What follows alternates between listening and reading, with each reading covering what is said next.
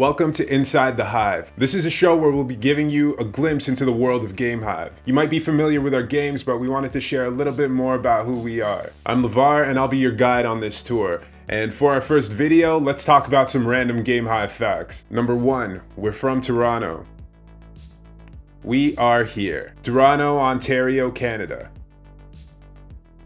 Home of the Raptors, home of the Leafs, home of the CN Tower, home of this very appropriate sign. You can actually see it from our office.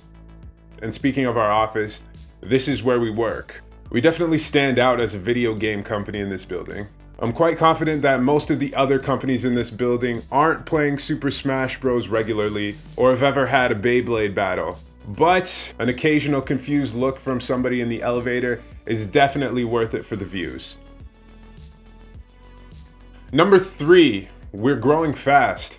We still have a relatively small team, but over the last 2 years, we've doubled in size. According to my calculations, if we keep growing at this pace, by the year 2030, we'll have 1,280 employees. And in 2050, we'll have around 1.3 million people working here. Might need a slightly bigger office at that point. Even as the company continues to grow, there's an emphasis on maintaining that closeness that comes from being part of a small team, which is one reason why we do a lot of stuff together outside of the office. We camp, we eat, we go to the beach. There's always a new event being planned, whether it's organized by the company or put together by somebody who works here.